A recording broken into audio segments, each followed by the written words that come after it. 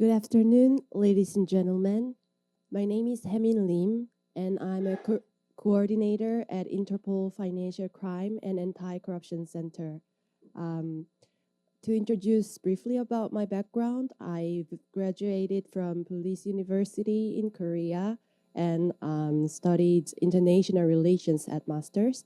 And then I usually worked for financial crime investigation and cybercrime department in Seoul. And then I am seconded to Interpol, which has been 2.5 years so far. Today, I'd like to introduce Interpol's key initiative to combat financial crime, especially on cyber-enabled fraud cases. So let us briefly find how Interpol functions with 196 member countries. As you may already know well or not, Interpol is not a fancy Hollywood movie character, but rather we are only a supporter for law enforcement agencies. Our member countries have their own National Central Bureau, so-called NCB. For example, NCB Seoul is under Korean National Police Agency in Republic of Korea. Interpol is a platform for global investigation. I frequently use the example of Uber Eats or Airbnb. When we open the application and place an order, Uber Eats does not make the variety of food, but the restaurants themselves make the food. However, if there is no such platform, customers or restaurants cannot be connected that efficiently with a short moment of clicks. Global cooperation is not easy due to different legal environments, interpretations on the same criminal action, or imbalance of information. I'll share IFCAC initiatives and tools to cope with this problem. IFCAC is a short name of Interpol Financial Crime and Anti-Corruption Center, and I'll repeatedly use this term. So, IFCAC was established in 2022 in response to growing global threats, including financial fraud, cryptocurrency-related crimes, money laundering, and corruption. We also help our NCBs by enhancing intelligence exchange and building operational capacity. Cybersecurity is not only kept by dealing with technical cyber crimes such as ransomware or hacking.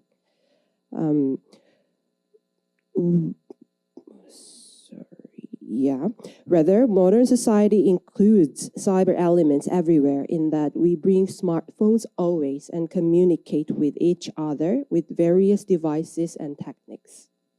So, any department in Interpol keeps cybersecurity actually by serving its own duty on specific crime areas, and IFCAC does in financial crimes. IFCAC covers Asian and European time zone, so we can be awake 24/7 technically. I'm based in Lyon, France, and some of my colleagues are working in Singapore. You can see the nationalities of IFCAC member colleagues, and it changes when people come and go, and there might be more flags which have not been updated so far because literally people come and go by secondment or contracts. IFCAC has 3 primary crime priorities, which can be seen on the screen: fraud and payment crime, anti-money laundering and asset recovery, and anti-corruption.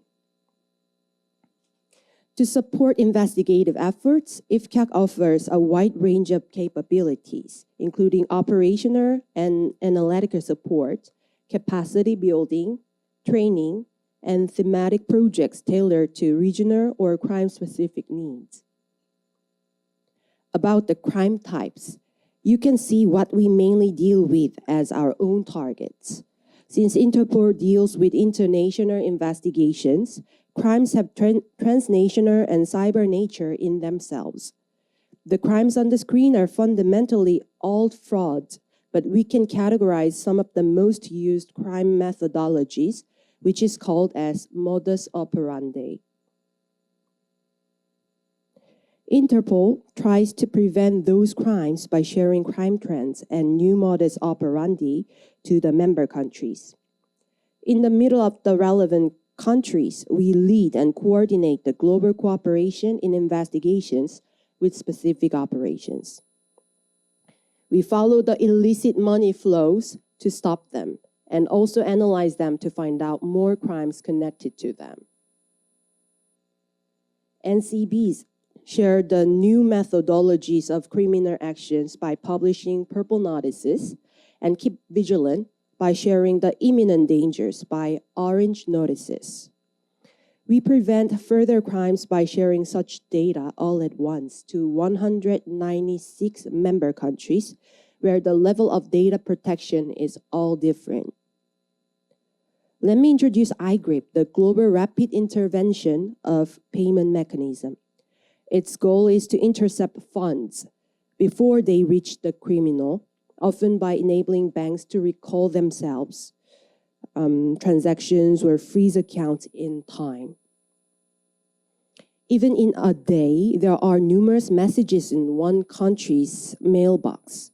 For example, my colleague from Belgian police said to me that there are more than 1,600 messages coming into their inbox in one day. This can be coming from other countries themselves or Europol line or Interpol line. Among these messages, there are some urgent matter, but some of them are just an invitation to an event six months later, let's say. On the other hand, people say that 3 days are golden time in money laundering response. Via traditional banking system, money does not arrive in a bank account in different countries right away.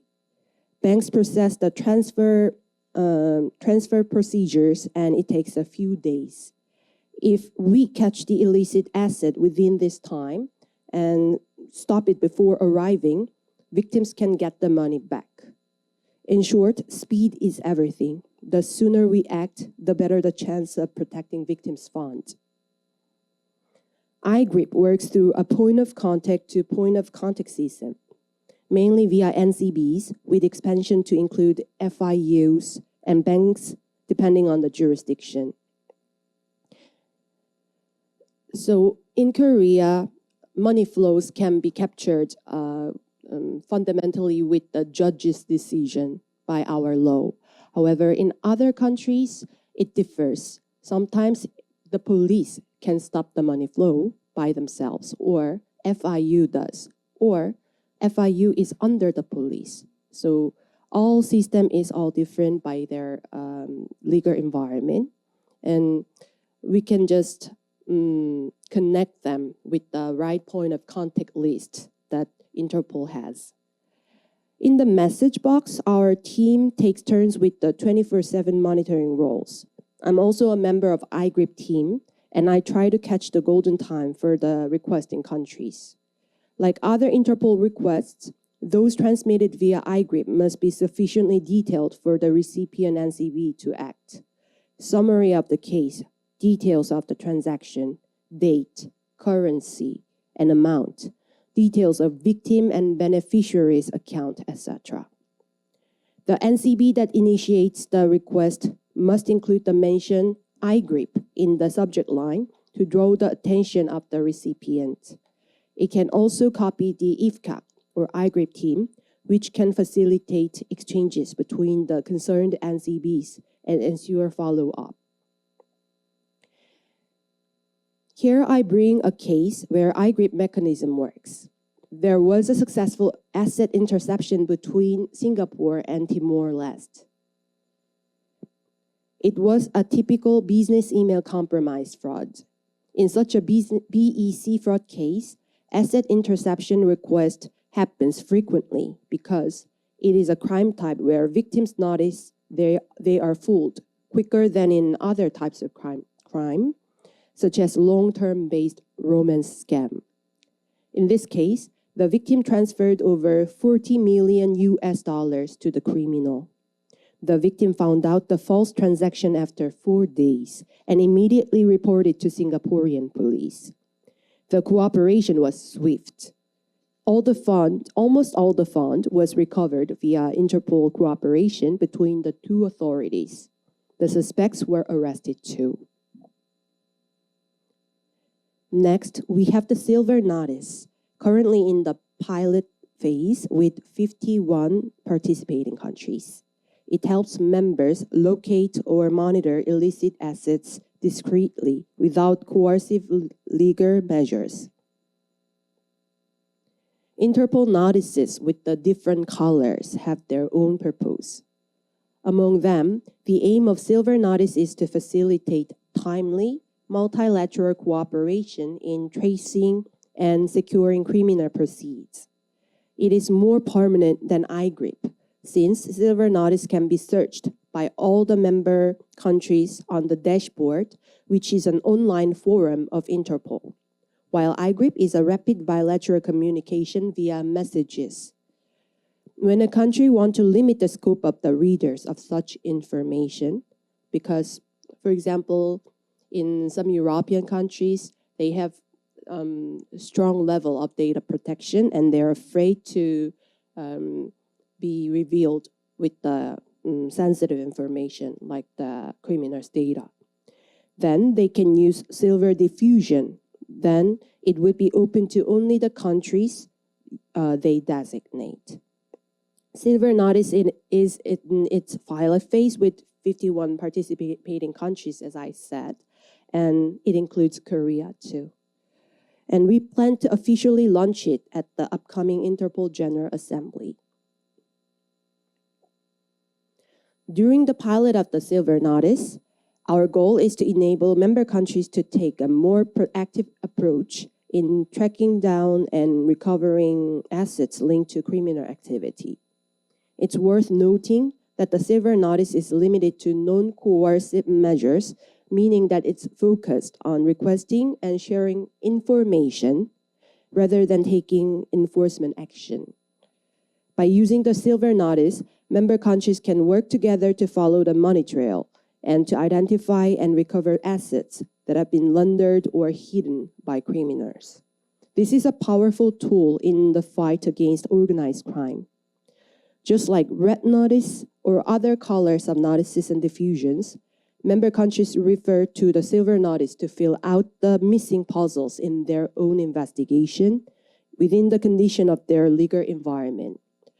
Although it looks very simple, but it took more than 10 years in Interpol member countries like working group or discussions and debates because of these legal issues.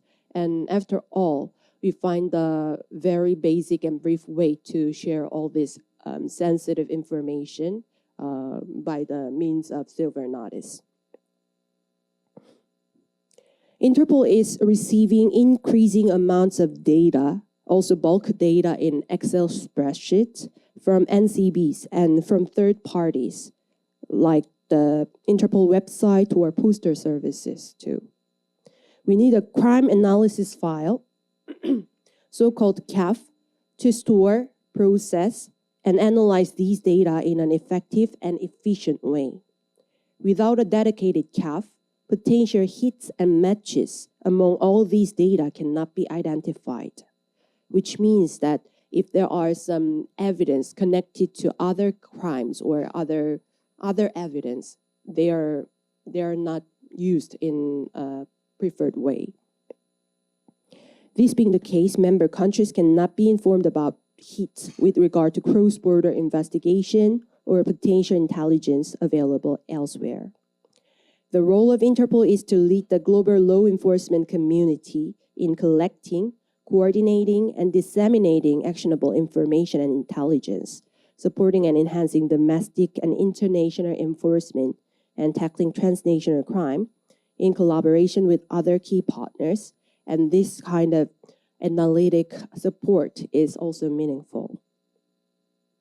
The benefits of FinCAF include enhanced analytical capabilities, improved intelligence sharing, and increased efficiency in tracing and recovering criminal proceeds.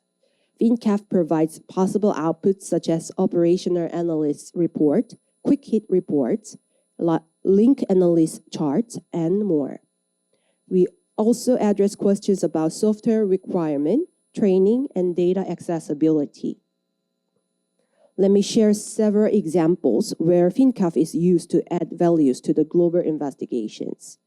We've had success in recovering stolen assets. For example, we've identified and recovered 2 stolen motor vehicles from Italy using the Interpol Stolen Motor Vehicles database. But that's not all. We've also made some significant connections to earlier investigations too. For example, we found links to an earlier data from Senegal where over 1 ton of cocaine was seized. We made these connections using our database and our drugs analytical work file.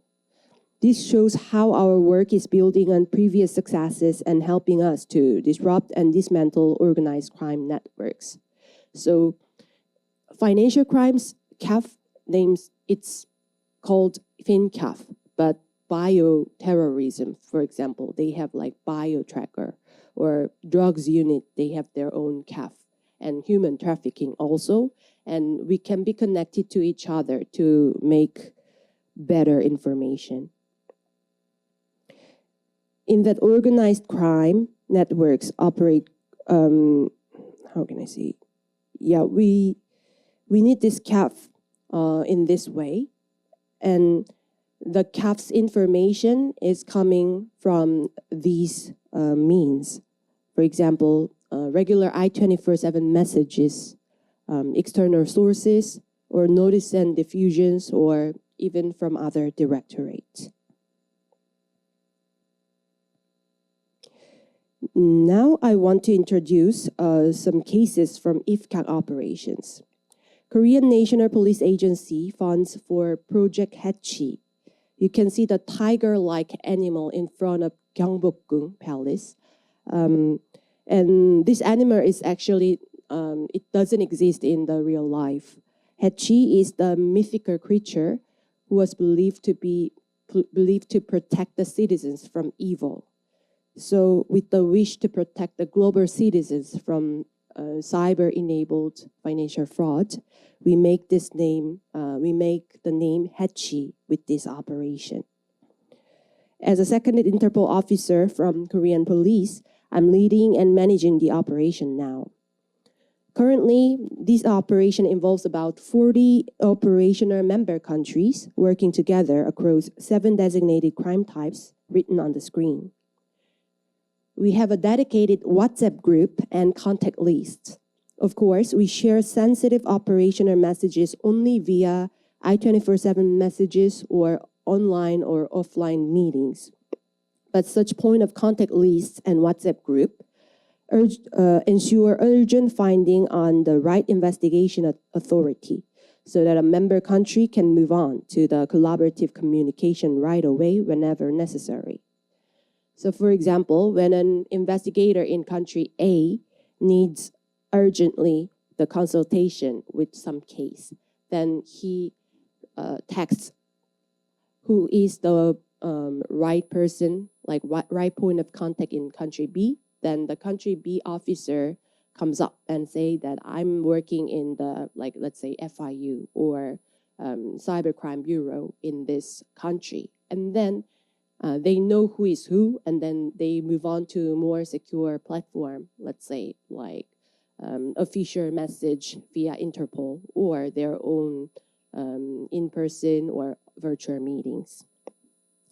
By being connected as one team under the umbrella of Haechi, the collective outcome is much better than that from one single country's struggle, for sure.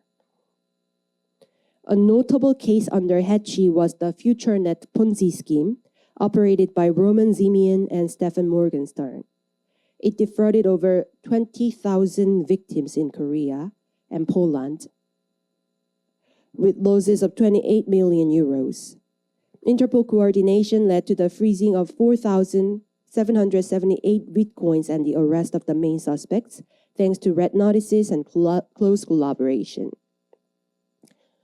This is the case where Interpol coordination helps dismantle the scam call center in India, where targeted Austrian victims, and Austria requested for such help, and Indian government replied to their needs via Interpol platform.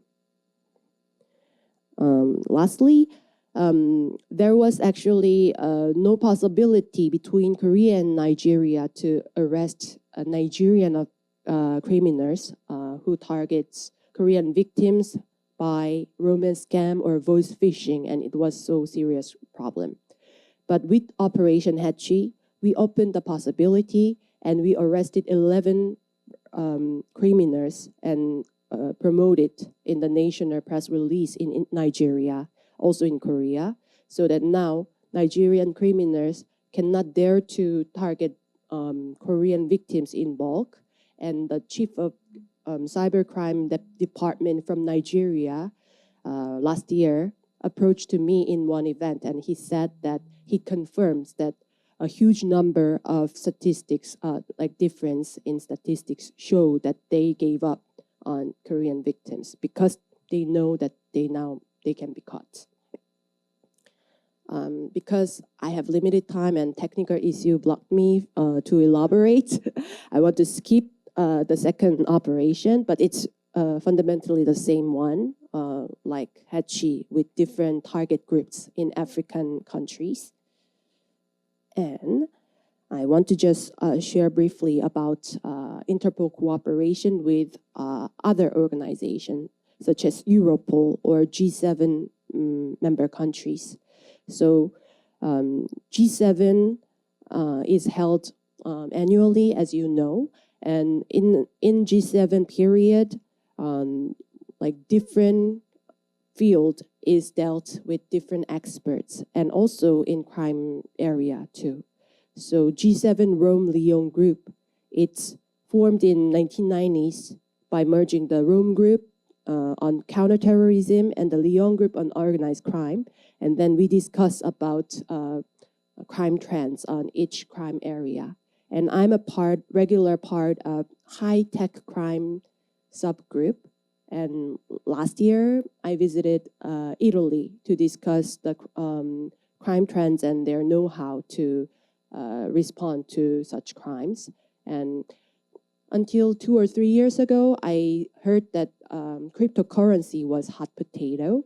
But last year and even this year, AI is our main target to discover the further way. So yeah, digital challenges is the theme that we always discover. And let me go to the discussion point and then wrap up. So this is, let's say, yeah, as I mentioned at the first part of my session, everything is cyber now. I had listened to the ideas from high officials like Commissioner General, and they also said that actually now it's not that meaningful to divide too many departments or teams by name of cybercrime, because except some of the technical crime like ransomware or hacking, it's meaningless to divide and go into cyber, but we just broadly include the main crime field like financial crime or counterterrorism, and then just approach with the support of cybercrime experts on cyber skills. Then it'll be more effective, and actually local police station is now changing into that way. So we admit that cyber is everywhere. And today I just found similar thoughts from the experts on the first session that I thought that it's all decentralized and interests in different agencies or departments are diverse. So it's really hard to cooperate or gather the information in one forum too.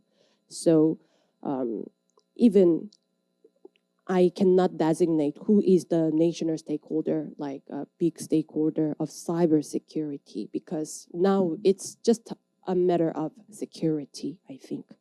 So I just came up with this discussion point, and also the transnational cooperation cannot be always strong because it's like national law enforcement is for their own citizens, actually. So we are already busy to arrest Korean criminals and protect Korean victims. So we don't have much time to even look for the foreign criminals in Korea. So it's really difficult. But still, we need this kind of cooperation in reciprocal perspective, and criminals can always be much faster than us because they don't follow the law while we follow the law. but still, I think that if we share the information in the right platform and right forum and chase up them, then we are never too late, I think. So I am very thankful to be here to listen from all of you and share my field level experience in Interpol. So this is all I prepared for today. And if you have any question, you can come to me in the coffee break, or please feel free to write email to me. And thank you for listening today.